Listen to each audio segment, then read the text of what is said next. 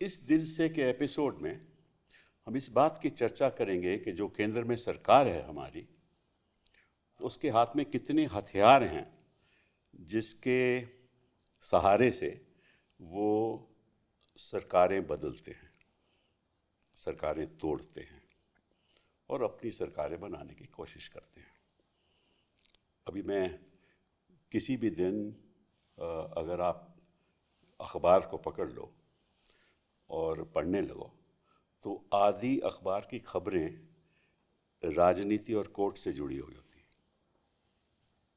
किसी ने ईडी ने यहाँ छापा मारा, बंगाल में मारा, झारखंड में मारा, ईडी ने इस विपक्ष के नेता को बुलाया, ईडी ने विपक्ष के नेता के बारे में ये आइटम लीक किया, इसको बेल मिलेगी नहीं मिलेगी, और मतलब के और फिर वो मामला कोर्ट में जाता है, फिर वो कोर्ट की खबरें चलती हैं। और मतलब ये है कि इस सरकार के पास कितने ही हथियार हैं। एक सीबीआई हथियार है, एक इन्फोर्समेंट डायरेक्टरेट हथियार है, फिर इनकम टैक्स से शुरुआत होती है। और ताज्जुब की बात यह है कि जो भी ईडी के छापे पड़ते हैं वो किसी ऐसे प्रदेश में नहीं पड़ते जहां भाजपा की सरकार हो। ये भी एक अद्भुत बात है, क्योंकि ऐसा लगता है कि जहाँ जहाँ भाजपा की सरकारें हैं वहाँ तो कुछ गलत हो ही नहीं रहा और सभी मतलब के दूध के धुले हुए हैं।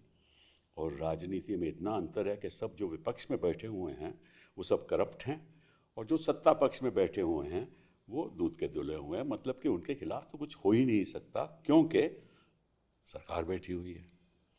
तो हम इस बात की चर्चा करेंगे कि क्या इन्फोर्समेंट डायरेक्टरेट एक सरकार का ऐसा हथियार है जिसकी वजह से सरकारें गिराते हैं, तोड़ते हैं और विपक्ष के नेताओं को टारगेट करके उनकी छवि खराब करते हैं। और जहाँ जहाँ इनको लगे कि वो विपक्ष के नेताओं को भी तोड़ सकते हैं, उनको अपने पक्ष में लेकर अपनी सरकार बनाकर उन्हीं लोगों को जिनके ऊपर ये आरोप लगाते रहे, सालों साल आरोप लगाते रहे कि ये भ्रष्ट हैं, ये हैं, वो हैं, उन्हीं भ्रष्ट लोगों को अपनी सरकार में लेकर और उनके साथ बैठकर और कभी कभी मंत्री भी बना देते हैं। तो ये ऐसा लोकतंत्र तो मैंने विश्व में देखा नहीं, लेकिन हमारी जो सरकार है ऐसी सरकार को विश्व में किसी ने नहीं देखा, क्योंकि बड़ी ही ऐसी सरकार है जो अपनी पीठ थपथपाती है और इनको मालूम है कि जब कोर्ट में मामला जाएगा तो ना तो मैजिस्ट्रेट बेल देगा, ना स्पेशल कोर्ट बेल देगा, ना हाई कोर्ट बेल देगा, और अगर सुप्रीम कोर्ट खुदा ना खास्ता कभी बेल दे भी दे तो एक और मुकदमा शुरू कर देंगे। और इनका एक और खासियत है कि जब पहले मुकदमे में इनको बेल, विपक्ष के नेता को बेल मिलती है, तो फिर दूसरे मुकदमे में उसको तुरंत अरेस्ट कर लेते हैं ताकि वो जेल में रहे, और अगर दूसरे मुकदमे में बेल मिल जाए तो तीसरा मुकदमा चला देते हैं। तो ये इनका रवैया रहता है। तो इसके बारे में हम चर्चा करेंगे। खास हमारा जो दृष्टिकोण रहेगा वो छत्तीसगढ़ पर रहेगा, क्योंकि छत्तीसगढ़ में भूपेश बघेल जी के साथ इनका बहुत ही स्नेह रहा और वो स्नेह हमें दिख रहा था जब वो मुख्यमंत्री थे और किस तरह से उनको ये टारगेट कर रहे थे, उसके बारे में बात करेंगे। फिर उनके बेटे को भी इन्होंने अरेस्ट कर लिया और बेटा बेचारा जेल में रहा, ना उसका राजनीति से कोई ताल्लुक। और उनके साथ हम एक वकील साहब भी हमारे साथ हैं जो उनकी पैरवी करते रहे हैं। मैं अपनी बात भी बता दूं कि मैं भी भूपेश जी की मैंने भी मदद की है, उनके बेटे की भी मैंने मदद की है। तो ये हमें हमारी जो दर्शक हैं उनको ये जानकारी होनी चाहिए। तो सबसे पहले तो भूपेश जी बहुत बहुत आपका धन्यवाद। जी नमस्कार। आप मतलब कि राजनीति से, इंडियन यूथ कांग्रेस से के वक्त से जुड़े हुए हैं 1980 के बाद, और 2003 से लेकर 2008 तक आपने पाटन से जीते हैं आप असेंबली। 93 से लेके 2000 हाँ अभी कंटिन्यू हूँ मैं। नहीं, वो एक तो बार 2013 में फिर आप आए ना, एक दोबारा। बार लूज किया। ठीक है ना, एक बार लूज किया 2013 से लेकर अब तक फिर आप वहीं। ठीक है ना, गलत बात नहीं है। एक बार 2004 के करीब आई थिंक आप रायपुर से हारे थे, राइट? लोकसभा है। हाँ, लोकसभा की बात कर रहा हूँ। और साथ साथ में दिग्विजय की सरकार में आपने कई मंत्रालय संभाले। जी, अटैच टू सीएम था सर। हाँ, अटैच टू सीएम थे आप, ट्रांसपोर्ट मिनिस्टर रहे, और आपका जो रुचि है वो किसानों के प्रति है, उनका सुधार कैसे हो, रूरल डेवलपमेंट के साथ आपकी बड़ी रुचि है, वेलफेयर ऑफ ट्राइबल्स में, तो आप इसलिए बहुत ही पॉपुलर थे। और पॉपुलैरिटी होगी तो ईडी आपके साथ बहुत मोहब्बत के साथ आपके साथ आएगा। बहुत कृपा रही साहब। तो तो आपके हम एक्सपीरियंसेस सुनेंगे। तो बहुत बहुत धन्यवाद आपका आने का। चैतन्य जी, ऐसा होता है जी कि जब पिताजी एक इम्पोर्टेंट आदमी बन जाएं तो दोषी बेटा हो जाता है। जी आपको क्या लेना देना राजनीति से? जी जी आपने कभी राजनीति में कोई दिलचस्पी ली ही नहीं। और मुझे मालूम है कि जब भूपेश जी मुख्यमंत्री थे तो आपने कोई ऑफिशियल एक्ट कोई किया ही नहीं, कोई नहीं, कुछ अपनी ऑफिशियल पोजीशन ली ही नहीं। हाँ कुछ भी हाँ, नहीं था सर। ये हालांकि अगर केंद्र सरकार के मंत्रियों को देखो तो उनके कई बेटे और बेटियां ऑफिशियल पोजीशन लेकर बैठे हुए हैं, लेकिन ईडी उनके ईडी को मालूम है कि वो तो कुछ कर ही नहीं सकते बेचारे, क्योंकि वो तो दूध के धुले हुए हैं। जी जी जी तो आपके साथ बड़ा मैं समझता हूँ कि अन्याय हुआ, लेकिन आपके पास आपके बारे में हम अच्छा सुना है कि आप वेजिटेबल गार्डन जो अपनी जो फैमिली का है उसकी आप देखभाल करते हैं। जी फैमिली में खेती है सर। हाँ, तो उसी मैं का। स्कूल समय से खेती करना चालू खेती कर दिया। कर- पापा सिखा दिए थे खेती। बिल्कुल बिल्कुल। तो इन बातों पे चर्चा करेंगे। और जेल में जब गए तो आपको क्या वहाँ दिखा, किस तरह से उनका रवैया था आपके प्रति, जी। उसके बारे में बात करें। Mayank ji, thank you very much. Mayank मेरे कॉलीग हैं सुप्रीम कोर्ट में, बड़े काबिल वकील हैं, और ऐसे ऐसे लोग जिनके प्रति ईडी की खास मोहब्बत रहती है, आप हमेशा उन लोगों के साथ खड़े रहते हैं ताकि बेल मिल जाए, और हम भी कभी कभार आपकी मदद कर ही देते हैं। तो बहुत बहुत धन्यवाद आपका यहाँ आने का। भूपेश जी, सबसे पहले मैं पूछूं कि ये जो ईडी जब से आप चीफ मिनिस्टर रहे और इनको लगा कि आप हिलने नहीं वाले और हारने नहीं वाले, तो इन्होंने ईडी आपके पास भेजी, तो उन 5 सालों में ज़्यादा विस्तार से तो नहीं, मोटी मोटी बात आपके बताओ कि क्या इन्होंने किया, ईडी अफसर क्या करते थे वहाँ आकर? पहली बात तो सर कि ये सरकार तोड़ना चाहते हैं, अच्छा, विधायकों को खरीदने चाहते हैं, लेकिन छत्तीसगढ़ में 90 में से 68 सीट हमारे कांग्रेस की थी, तो वो तो तोड़ने से रहे। तो फिर इन्होंने ये जो झारखंड का जो चुनाव हुआ और पार्टी ने मुझे जिम्मेदारी दी, सीनियर ऑब्जर्वर के नाते वहाँ भेजा, वहाँ इनको उम्मीद थी अमित शाह जी को कि सरकार बीजेपी की बन जाएगी, लेकिन गठबंधन ने हेमंत सोरेन जी और हम लोगों के साथ इस प्रकार से ट्यूनिंग रही कि वहाँ सरकार कांग्रेस गठबंधन की बन गई। वो बर्दाश्त नहीं हुआ उनको, क्योंकि उसी समय एनआरसी यूसीसी वगैरह सब बातें चलती रही थी और उसको बड़े जोर शोर से उठा रहे थे, और वहाँ मात खाए, बर्दाश्त नहीं हुई। और हेमंत जी के शपथ ग्रहण के 8वें दिन में ही छत्तीसगढ़ में आईटी का रेट पड़ा। हिम्मत के खिलाफ भी तो ईडी गई हाँ, थी। वो तो बहुत बाद में पड़ा। वो तो हमने ही वो फिर बेल और दिलवाया। बिना प्रेडिकेट ऑफेंस के ईडी घुस गई, अच्छा, कोई प्रेडिकेट ऑफेंस नहीं था, अच्छा और उस मामले में सुप्रीम कोर्ट ने केस कर दिया। अच्छा उसके बाद ईओडब्ल्यू फिर से एफआईआर कर लिया और फिर उन लोगों को गिरफ्तार किए। अच्छा। तो तो किस तरह से आते थे ये छत्तीसगढ़ में, कैसे आते थे ईडी? अपनी फोर्सेस के साथ आती किस? हाँ, पूरे फोर्स के साथ आती थी, पूरे फोर्स के साथ, मतलब सीआरपीएफ के जवान रहते थे, पैरामिलिट्री फोर्स के। अच्छा, वहाँ के लोगों को पता ना चले तो यहाँ से चार्टर प्लेन लेके जाते थे और पूरा फोर्स उनके साथ पहुँचता था, और रायपुर के, भिलाई के, दुर्ग के, बिलासपुर, रायगढ़, कोरबा, दंतेवाड़ा, जगदलपुर, ऐसा नांदगांव, कोई शहर नहीं बचा छत्तीसगढ़ के जहाँ ईडी वाले ना गए हों या सेंट्रल उन्होंने एजेंसी। छत्तीसगढ़ देखा नहीं होगा ना, वो चाहते थे हर जगह हमें देख भी जाए, क्योंकि कभी गए नहीं होंगे पूरा घूम लिए साहब, कोई मतलब छोटा मोटा शहर भी है वो नहीं बचा। अच्छा, वो इतना दहशत के कल्पना नहीं कर सकते। मतलब आज इस मतलब छापा पड़ने वाला है, ईडी पड़ेगा कि आईटी की पड़ेगा कि सीबीआई की पड़ेगा, फिर पता चलता था हाँ ये एजेंसी आ रही है, तो वो एजेंसी फिर किस शहर में जाने वाली है, अच्छा। फिर उसका लोकेशन सब लोग निकालते कोई रहते। जानकारी नहीं रहती थी आप? हाँ, वो फिर लोगों की इंफॉर्मेशन तो मिल ही जाता था लोग। और उसके बाद निजी संस्थानों में, अधिकारियों के यहाँ, और तो और मतलब कलेक्ट्रेट में और स्टेट गवर्नमेंट के ऑफिस में, चाहे इन्वायरमेंट डिपार्टमेंट हो, चाहे तो एनवायरनमेंट डिपार्टमेंट इसी से क्या ताल्लुक? कोई लेना देना नहीं। अच्छा, मतलब उनके जो चहेते जो इन्फॉर्मर वहाँ जो प्रोसीड्स ऑफ क्राइम किस किस्म के होते हैं environment? उसमें क्या है, इन्वायरमेंट ने घटना एक बता रहा हूँ कि इन्वायरमेंट का वायलेशन किया तो एक जो इंडस्ट्री है उसकी बिजली काट दी गई अच्छा कि आप ठीक काम नहीं कर रहे हैं, वायलेशन हो रहा है इन्वायरमेंट का। तो इन्वायरमेंट ऑफिस चले गए अच्छा और जब तक के उनको प्रेशर किया कि उसको बिजली कनेक्शन जोड़ो, उस प्लांट को चालू करो। अच्छा हाँ, ओ और तब तक बैठे रहे जब तक कि वो चालू नहीं हो गया। आई सी। तो ये यहाँ तक के काम करते हैं लोग, ईडी के लोग। और दिन दहाड़े मतलब वर्किंग आवर में भी कलेक्ट्रेट में जाना, वहाँ पूरे कार्यालय में AK-47 लेके खड़े हो जाए, पब्लिक आ रही है जा रही है, तो उन अधिकारियों के तो मतलब विश्वसनीयता खत्म हो गया और अधिकारी लोग डर भी गए।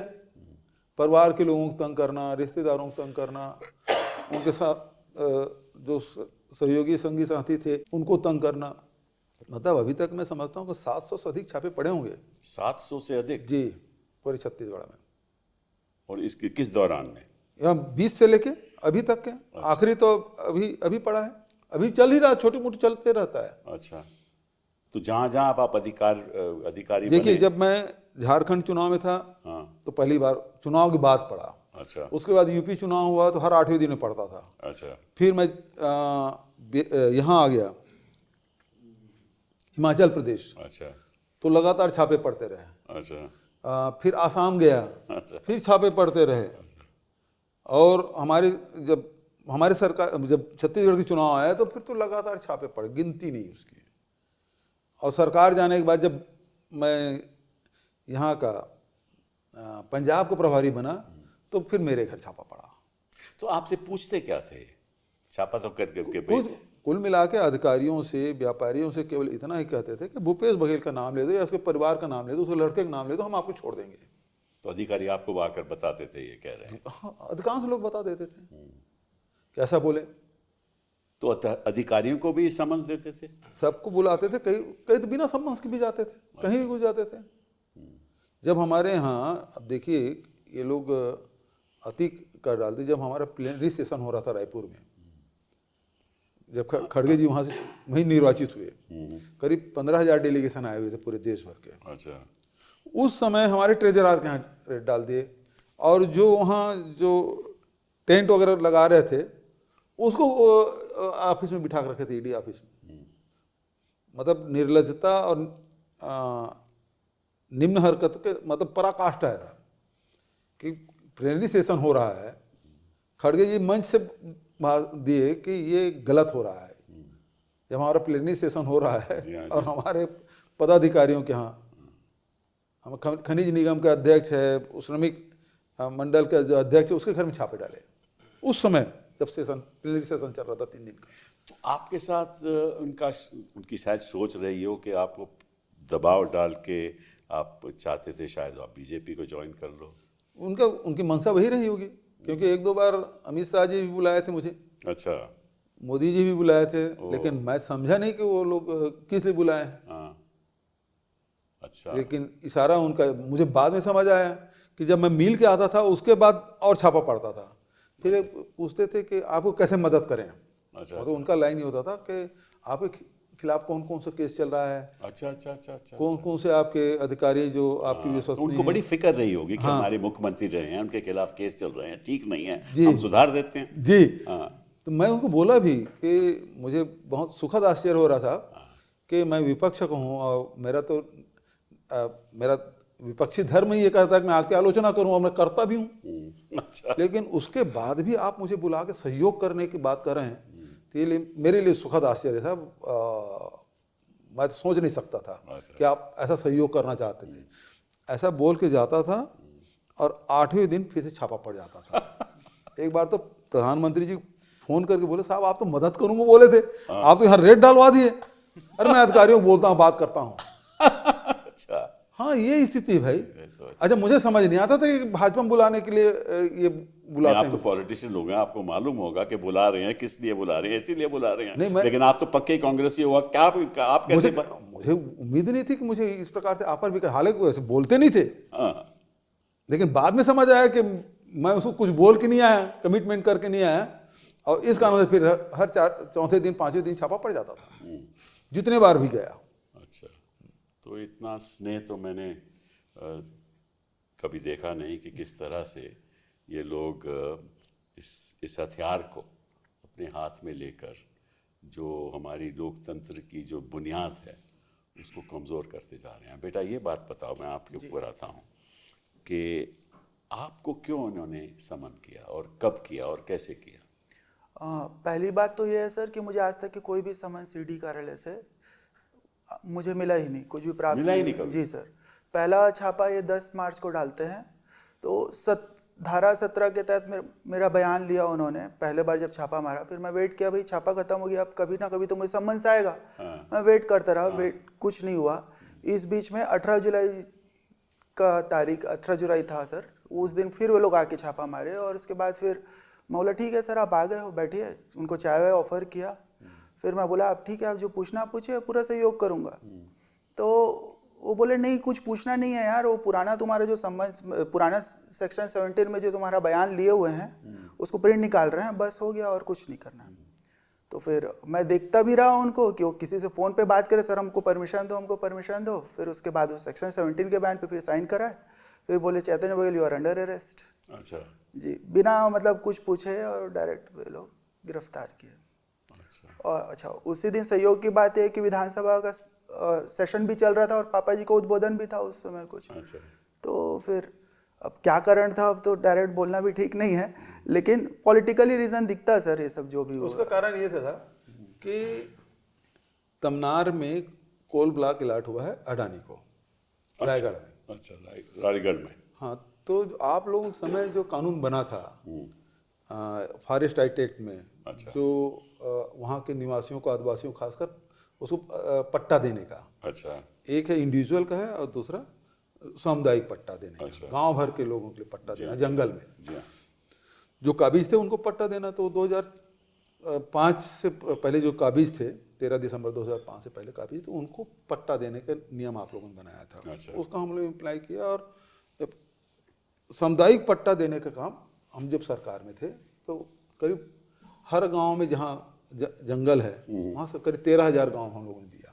जी हाँ, उसी के तहत पट्टा मिला हुआ था हमको, अच्छा, और गवर्नमेंट और अडानी के लोग मिलके वो जंगल काट दिए, ओ काट दिए पूरा काट दिए बिना किसी की? हाँ, पट्टा मिला हुआ है अच्छा, गांव के लोगों को, अच्छा। गवर्नमेंट के द्वारा दिया गया और काट दिए। अच्छा, तो गांव के लोग विरोध किए, अच्छा, विरोध किया, और फिर हम लोग भी फ़ोन किए, हम लोग गए, करीब 24 विधायक गए, कुछ भूतपूर्व विधायक गए, और उसका जम को ललकारे भी। जब पट्टा मिला हुआ है तो फिर ये अधिकारी लोग, पुलिस पूरा घेरा डाली है, और अडानी के लोग जंगल काट रहे थे, अधिकारी नहीं काट रहे, अधिकारी लोग तो घेरा किए थे। नहीं, तो पर काट किसने काटा जंगल? अडानी के लोग, पूरा सरकार ही ले गई सुरक्षा में उसको, और गांव वाले जो विरोध कर रहे थे उसको नजरबंद कर दिए पूरे घरों में। तमनार की बात बता रहा हूँ। तो आपने कोई FIR वगैरह नहीं की? और तो भाई हम लोग तो विरोध के विधानसभा में उठाए, अच्छा, वहां कोई सुनने वाला नहीं है। तो जैसे हमने विरोध किया, और 8 दिन बाद, इसका जन्मदिन था 18 जुलाई, उसी दिन इसको गिरफ्तार किया। तो ये बताने के लिए जो अडानी की विरोध करेगा, हाँ, उसको जन्मदिन का तोहफा मिलेगा। हाँ, जन्मदिन का तोहफा मिलेगा। हाँ, तो वो तोहफा मिला। जी सर। हाँ, तो आपने स्वीकार भी कर लिया। जी सर, जी सर। और आपको इन्होंने जब जेल भेजा तो कहाँ भेजा? सर रायपुर के सेंट्रल जेल पे भेजे। Raipur central jail? जी सर। तो कहाँ रखे आपको? सर उन्होंने सेल पे रखा था। एक सेल, आइसोलेटेड सेल? हाँ, आइसोलेटेड, सॉलिडेटरी कन्फाइनमेंट बोलते हैं सर उसको। क्यों? आपके क्या क्या क्या आपके खिलाफ क्या हो सकता है कि सॉलिटरी कन्फाइनमेंट में आपके रखे? सर वो उनके हिसाब से आप कुछ कोई था। टेररिस्ट नहीं हो? जी आप सर। कोई जी जी, तो वहाँ पे 170 दिन इन्होंने रखा सर। 70 दिन? 170 दिन सर। 170 दिन? जी सर। और जेल जाने के बाद सर एक चीज़ और समझ आया सर कि किसी कोर्ट तो आपको सजा दे दी, आपको विचाराधीन कैदी के रूप में आपको जेल भी भेज दिया, लेकिन जेल जाने के बाद एक चीज़ समझ आया सर कि वो तो कोर्ट का एक सजा ही है, लेकिन उससे दूसरा सजा भी है सर, वहाँ की प्रताड़ना झेलना। मतलब एक अपराध के लिए जो भी आप अभियुक्त बन गए हो, आपको 2-2 बार सजा मिल रही है। अब सर वो प्रताड़ना ऐसा था कि सर वहाँ पे पीने का साफ पानी नहीं मिलता था सर, उपचार के लिए कोई व्यवस्था नहीं थी। मतलब सर एक तो मानव अधिकार कितना का बड़ा उल्लंघन- कमरा था? सर वो 10 बाई सर 7 का रहा होगा सर। 10 बाई 7। और हाँ उसमें सर। लैट्रिन थी? हाँ सर, वहीं पे कम्बोर्ड था सर। अच्छा। जी, उसी सेल के अंदर में, लेकिन पार्टीशन नहीं था सर। वहीं पे बैठ के मतलब शौच भी कर रहे हैं, वहीं बाजू में आपको खाना भी खाना, भोजन भी करना है। ओहो हो। तो सर उपचार का भी बहुत खराब स्थिति था। चारपाई देते थे सोने के लिए? हाँ, कंबल देते थे सर वो। नहीं, चारपाई नहीं होता। चारपाई देते नहीं थे सर, कि जमीन पे सोता था सर। जमीन पे सोते? जी सर, जी सर। तो आजकल तो कहते हैं कि जमीन पे सोते हैं तो आदमी की मतलब सेहत बढ़ जाती है। हाँ? सर वो तो ब्लेसिंग्स इन डिस्गाइज है सर, वो ठीक है जमीन नहीं पे नहीं, हम सो- तो मजाक कर रहे हैं। मतलब कि इतनी सुविधा भी, हाँ सर। जिसके खिलाफ कोई कार्रवाई नहीं हो, जिसके खिलाफ कोई मुकदमा चला नहीं जी हो, सर। जिसकी कोई सजा नहीं हो, जी। उसको आप सॉलिटरी कन्फाइनमेंट में रखो, ज़मीन पे सोने को कहो, जी सर। और शौचालय भी उसी कमरे में करो, और अपना भोजन खाना भी भी वहीं पे भोजन भी करें। उसी हाँ। कमरे में करो, जी। और आइसोलेटेड सेल में रखो। जी। ये लोकतंत्र का हिंदुस्तान के जो विकसित भारत का रवैया देख रहे हो आप? सर और आश्चर्य की बात है कि जब वहाँ पे जो इलाज भी होता था सर, जो जैसे नॉर्मल जो इंजेक्शन लगाना हो गया, कैनुला लगाना हो गया, ड्रेसिंग जो है सर, वो कोई प्रोफेशनल लोग नहीं करते थे सर। अच्छा। कैदी लोग ही इंजेक्शन लगा रहे थे। मतलब मानव अधिकार का खुला उल्लंघन था सर वहाँ पे। ओह माय गॉड, कैदी लोग इंजेक्शन लगाते? कैदी लोग इंजेक्शन लगा रहे हैं सर, और वही लोग ड्रेसिंग कर रहे हैं, कोई हाइजीन मेंटेन नहीं। और ऐसे में मेरा तबीयत भी खराब हुआ। अच्छा। तो वे लोग, अब घर वालों को पता चला तो ये लोग लगाए कोर्ट से निवेदन कि भाई कि इनको हॉस्पिटल भेजे, जिला हॉस्पिटल इलाज के लिए। तो जेल वाले उसमें भी उन्होंने कहा कि नहीं ये ठीक है और भेजने की कोई ज़रूरत नहीं है। तो इस टाइप से वहाँ ये पे, तो अक्सर होता है। लेकिन प्रताड़ना था सर। हमने कई बार देखा, कई जो ऐसे ही आपके जैसे लोग, पीड़ित लोग जो गलत तरीके से जी। इनको रखा जाता है, वही होता है कि वहाँ कोई जेल सुपरिटेंडेंट है, हाँ सर। और जो है इस अस्पताल से जो इलाज करता है, वो वही जो वो कहते हैं वही करेगा। हाँ, मतलब वैसा बहुत किस्से थे सर जेल के। तो आपके साथ ऐसे कितने लोग वहाँ?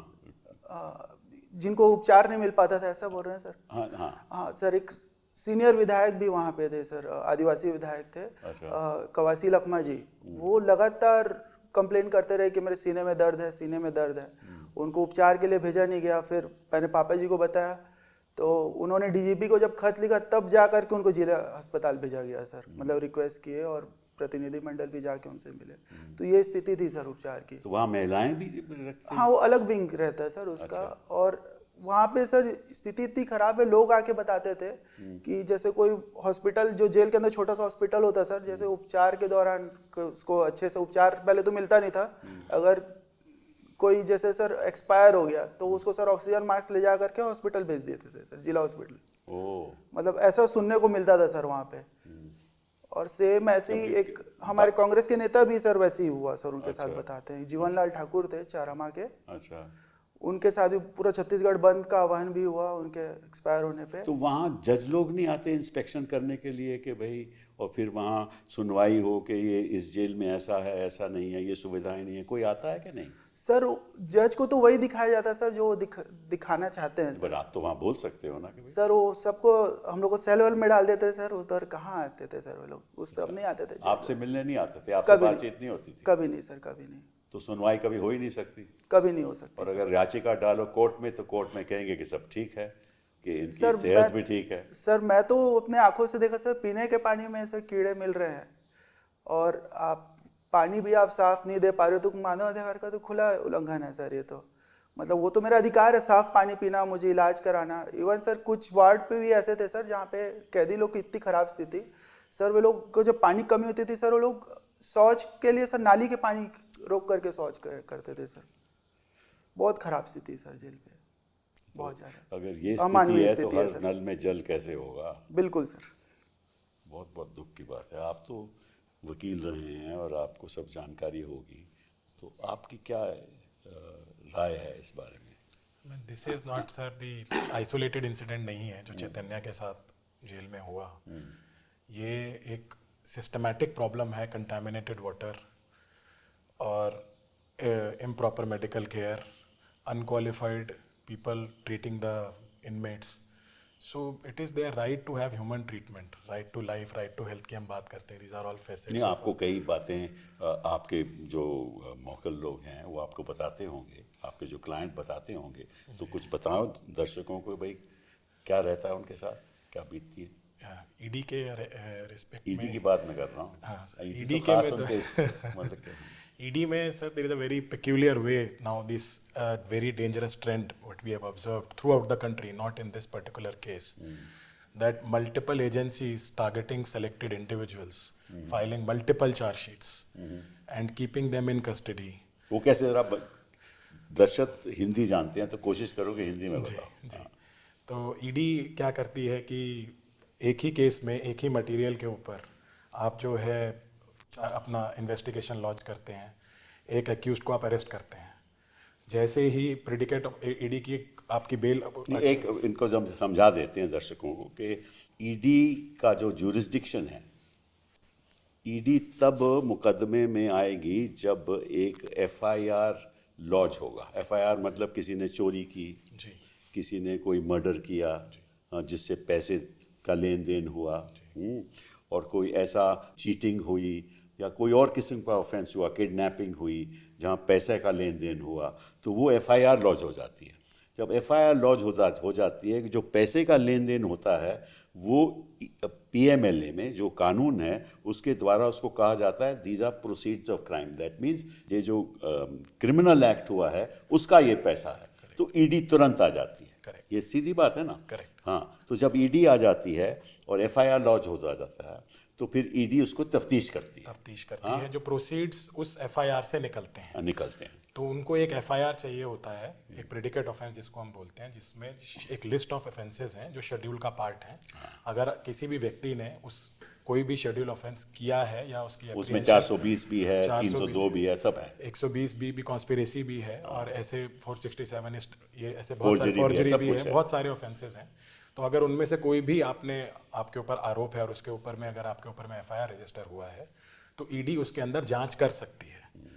तो कानून के हिसाब से ईडी को जो उस चोरी से या उस चीटिंग से या उस फॉर्जरी से जो पैसा जनरेट हुआ है, जो प्रोसीड जनरेट हुआ है, उसकी तफ्तीश करनी होती है कि उस पैसे का जो सोर्स है, जो बाकी जो आरोपी है उसको कहीं छिपा के उसको सिस्टम के अंदर तो नहीं डाल रहा है, पैसा सुरक्षित रहे, पैसा सुरक्षित रहे। That is their fundamental point on which this money laundering act was envisaged, और ये आया था।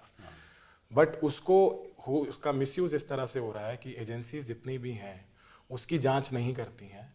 वो जांच जो करती हैं वो प्रेडिकेट का जो जांच है वो भी जांच वो करती हैं, और जो मनी लॉन्ड्रिंग का जांच है वो जांच भी वो करती हैं। तो वो एक सुपर एजेंसी की अगर और भी कोई क्राइम कमिट हुआ हो जो वो बनाते हैं उसकी भी जांच वही करती है। उसकी भी जांच वो करती हैं जिसका उस एफआईआर से कोई लेना देना भी नहीं है। एग्जैक्टली। तो उस वजह से ईडी जो है, काफी हाईकोर्ट ने भी कई जजमेंट्स में ऑब्जर्व किया है कि एक सुपर कॉप की तरह एक्ट करती है। हाँ, मतलब जब घोड़ा बेलगाम हो जाए ना तो ना, तो मतलब कहीं भी जा सकता है, कहीं भी जा सकता है, किसी को भी पकड़ सकता सरकार का घोड़ा। है, सरकार का।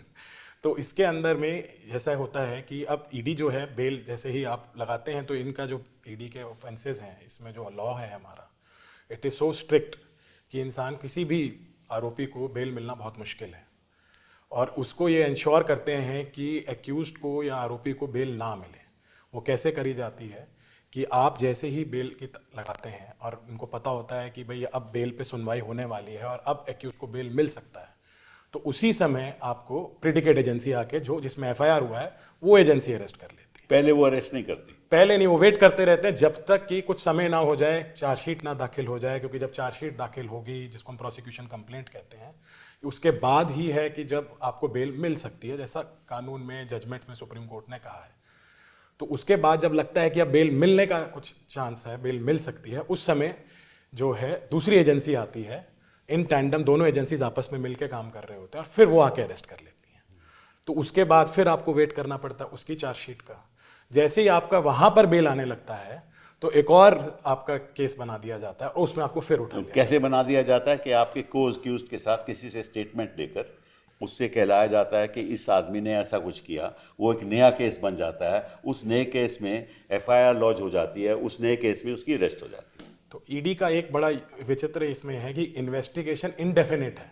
वो नहीं चाहते कि इस केस किसी भी केस में ट्रायल हो, वो चाहते हैं इन्वेस्टिगेशन चलता रहे, क्योंकि इन्वेस्टिगेशन रहेगा तो तलवार हमेशा लटकती रहेगी आरोपी के ऊपर और उसके जितने भी सहयोगी हैं और जो सहयोगी नहीं भी। मैं आपसे सवाल पूछना चाहता हूँ कि ये किस तरह होता है, इसलिए मैं आपसे सवाल पूछ रहा हूँ कि चलिए एफआईआर लॉन्च हो गई, ईडी का ईसीआईआर जिसको कहते हैं वो उनकी एफआईआर होती है, वो लॉन्च हो गई, तफ्तीश शुरू हो गई।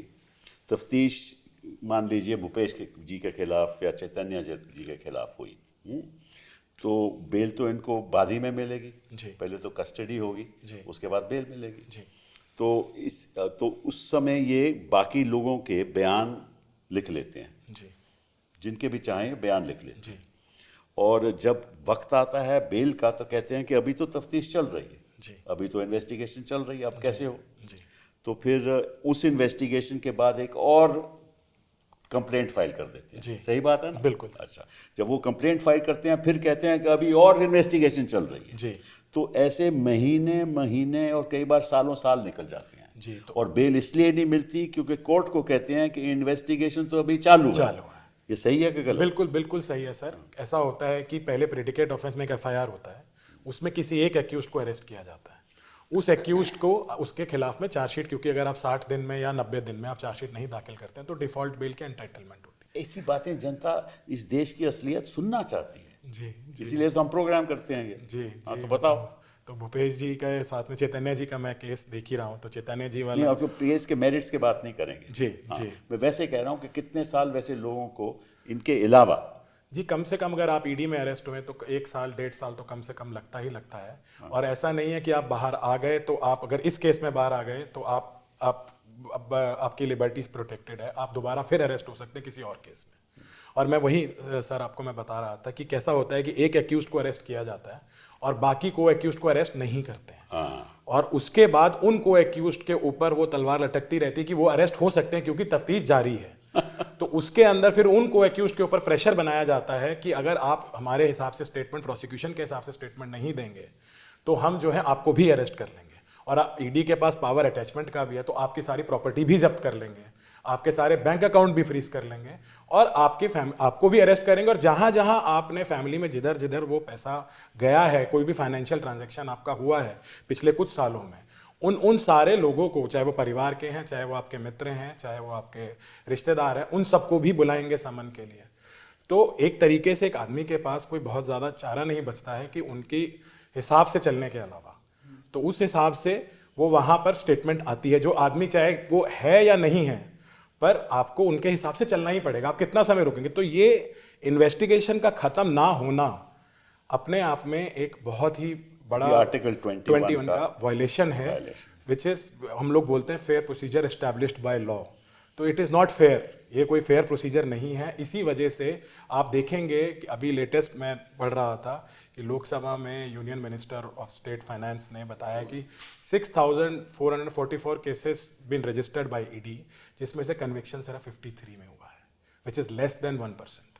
और वो इसीलिए है उसके अंदर कि आप देखेंगे कि किसी भी तो political outcome 100%, legal outcome 1%। Political also, sir, there are about 199 cases registered against the politician. उसके अंदर it is even less than 1% as per their own statistics. फिर मेरी बात आप समझे नहीं। जी सर। पॉलिटिकल आउटकम मतलब के जी सर, उनके नजरिए 100% है। वो 100% 100% और लीगल आउटकम 1%। करेक्ट। तो इसको हम लोग सर कहते हैं evergreening of the custody of a particular, क्योंकि तफ्तीश खत्म नहीं होगी। अब देखिए, मैं आपसे ये पूछना चाहता हूँ भूपेश जी, अब ईडी की बात हम कर रहे हैं, तो कितने महीने हो गए केजरीवाल जी बोले नहीं कुछ? रोज तो केजरीवाल जी विरोध करते थे सरकार का, वो तो रोज सुबह शाम करते थे ना, लेकिन अभी तो मैं कई महीने हो गए, हमने तो सुना ही नहीं। बिल्कुल नहीं। तो ये क्या ईडी का इफेक्ट है? बिल्कुल ईडी का इफेक्ट लग रहा है, क्योंकि केवल संजय सिंह भर बोलते हैं। हाँ, वहाँ से वो गिरफ्तार भी हो गए फिर भी बोलते हैं। बोल रहे हैं। हाँ, लेकिन केजरीवाल जी की बोलती बिल्कुल बंद है, और कईयों की बंद है। वो खांसना भी बंद कर दिए साहब। अच्छा तो ये देखो, ये इफेक्ट है। उसका खांसी बंद हो गया, पूरी दिल्ली खांस रहा है। हाँ, दिल्ली खांस रहा है। उसका इफेक्ट देखो। और देखो, हमारे जो झारखंड के मुख्यमंत्री रहे, उनके खिलाफ इन्होंने किया, इन्होंने सरकारें गिरा दी ईडी की वजह से, इन्होंने डिफेक्शन करवा दिया, आपको मालूम है? तो आपको तो ये जानकारी रहेगी, कुछ उदाहरण हमें भी दे दो, बता दो आप। भाई महाराष्ट्र से जीता जागता उदाहरण है। उसमें क्या हुआ? इसमें क्या हुआ?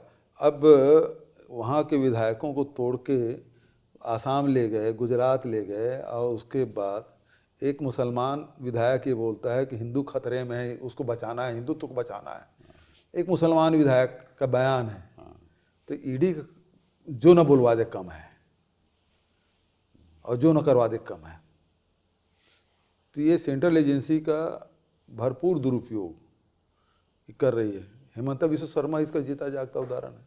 तभी उन्होंने मियाँ की बात की कि ये अगर इस कम्युनिटी का है, अगर 5 रुपए इसका भाड़ा है तो उसको 4 रुपए दो, 5 नहीं दो। हाँ। इस किस्म की राजनीति भूपेश जी कितनी देर तक चलेगी? ये अति का अंत होता ही साहब, किसी भी चीज़ का अति होने के बाद अंत ही आता है उसका, और कोई दूसरा नहीं होता।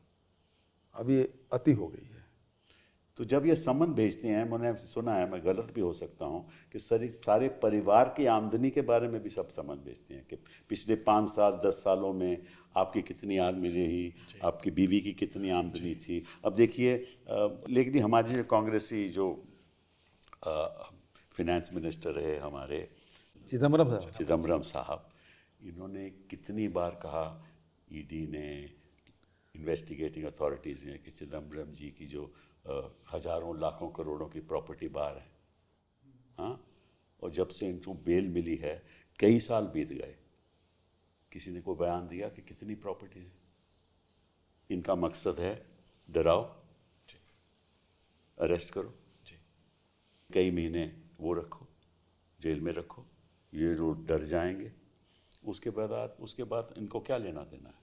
इनका जो ऑब्जेक्टिव है वो कंप्लीट हो गया। राजनीतियों का सबसे बड़ा छवि होता है सब, डिफेम करना, उसको बदनाम करो, बदनाम करना हर को, और जो बदनाम लोग हैं वो अपने पक्ष में ले लेते हैं। अभी देख लीजिए साहब, जैसे मुझ पे बिल्कुल चुनाव के पहले मुझ पे आरोप लगाया कि महादेव सट्टा में, मतलब प्रधानमंत्री जी गए, भूपेश बघेल ने महादेव तक के नहीं छोड़ा, 400-508 करोड़ रुपया लिया महादेव सट्टा वालों से। अब पता चलता है कि वो पीएमओ तक पहुंच गया है वो। अच्छा।